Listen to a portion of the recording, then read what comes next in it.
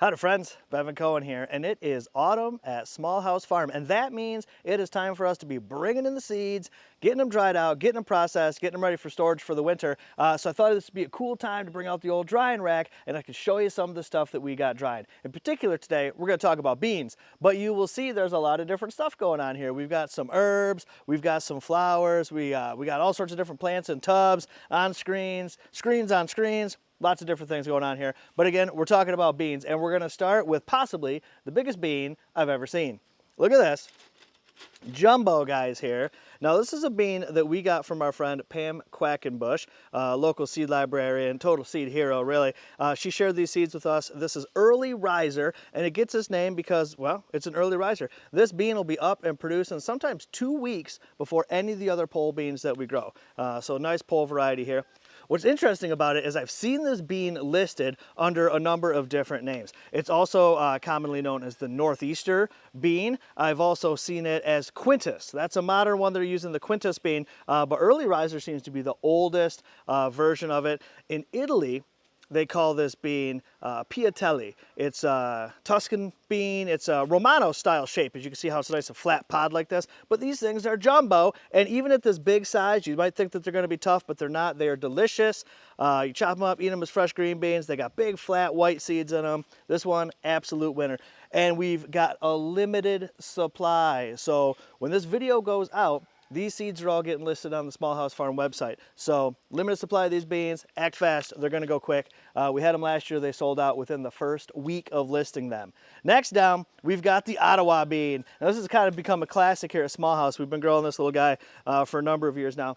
Of course, it's named after the indigenous people of Northwest Michigan, the Odawa natives who had grown this bean for countless generations, hundreds, perhaps thousands of years right here in Michigan. So we're honored to be able to grow this bean. A couple cool things about it is it's a half runner type. So it's only gonna grow about 3-4 feet tall. So that means it's perfect for growing up corn. This year we grew it up some sunflowers. It looked really, really nice. It did super well for us. It was able to climb up those sunflowers, but not be too aggressive like a full-on pole bean and pull that plant down. It was just the right amount. And we got the biggest harvest we've ever gotten from these guys this year. Again, it's a bean we sell out of so fast, but this year we got quite a bit of it.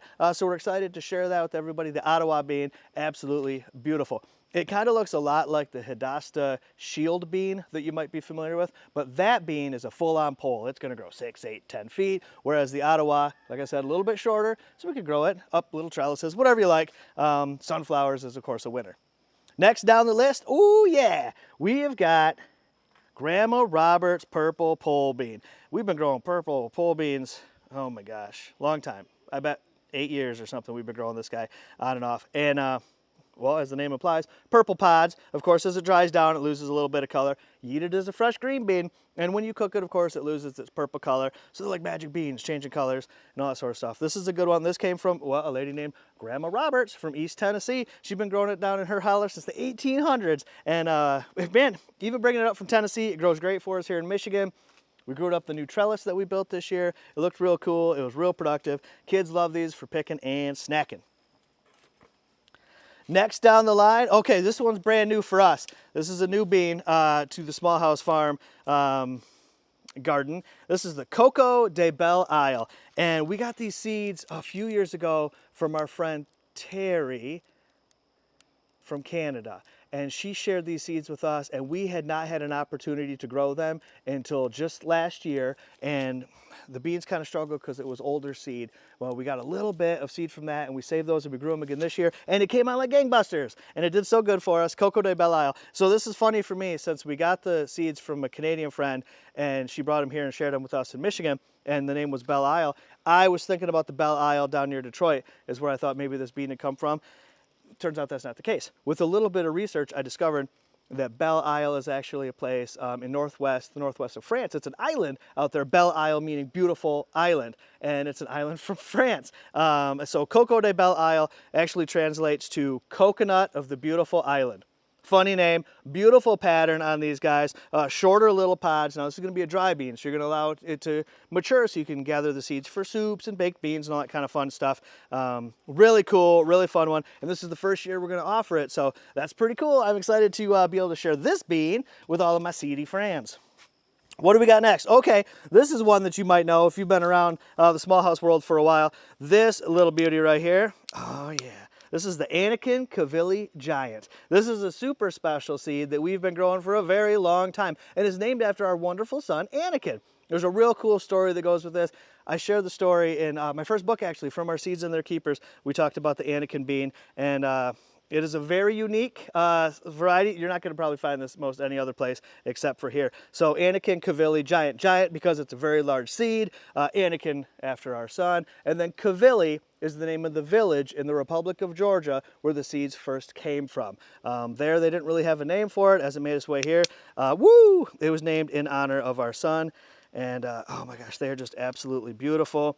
Half runner again, just like the Odawa bean that we talked about. So this one is great again for growing up corn and sunflowers and little trellises. You can kind of tuck it in anywhere and it's going to go and produce for you. If you pick them young and tender, you can enjoy it as a green bean, but we like to let it go. You're going to use it as a dry bean, the big honking seeds. This is perfect for soups and stews and all that sort of stuff. Really nice, really special, very rare. Next down the line, okay, another special one that you might be familiar with. This is the Ocean View bean. Unlike the other beans that I've talked about today, this is a bush variety, right? They're gonna grow, you know, a foot too tall. They're gonna be pretty self-contained. But what's so cool about the Ocean View bean is this is a variety that was selected and bred by our oldest son, Elijah. We were at the seed swap in Kentucky, in Pikeville, Kentucky. We were hanging out with Russ Crowe, the bean man. I'll put a link to Russ Crowe's work down below so you can check it out. And Russ had a bucket of beans that were all just crosses, outcrosses, mutations, whatever he collected from his garden, and he was going to make soup out of them. But he thought, oh, if anybody wants to pick through here and find some pretty beans, they're more than welcome to. So we did. We picked out a few.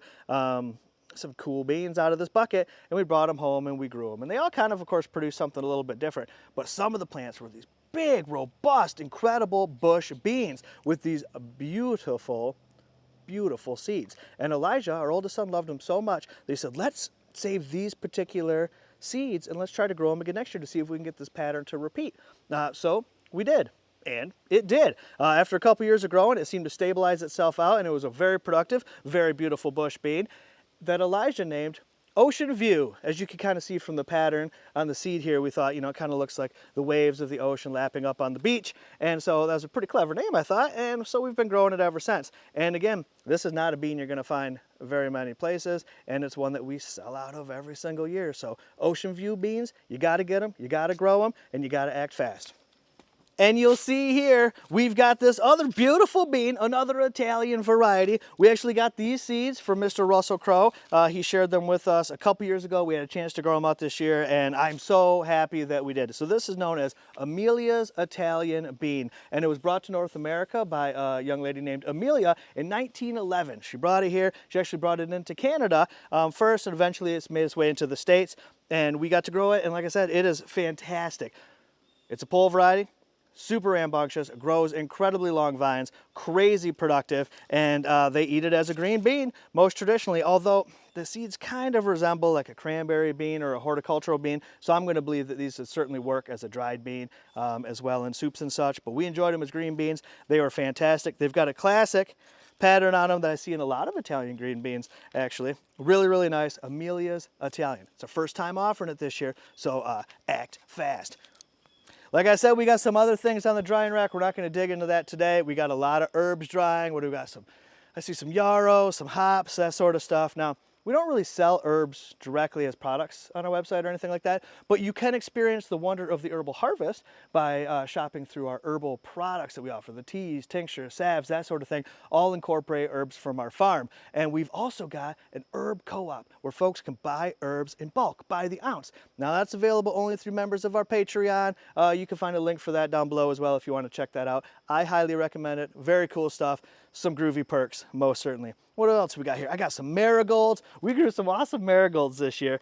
So we got some seeds for that. These are going on the website. We got our Egyptian walk-in onion sets here, all sorts of stuff. As I say it, it's landed on the website. It is now available. We grow things in small batches, so there's always a limited supply. We process all these seeds right here in our little farm ourselves, just our family, right? So we've got, it's small batch seed saving for sure. So that means small supply, means limited time only, right? Types of things. Don't miss out on all these groovy, rare heirlooms. Get your hands on them at smallhousefarm.com. All right, now that's enough for me. I got to get back to work. See you later, friends.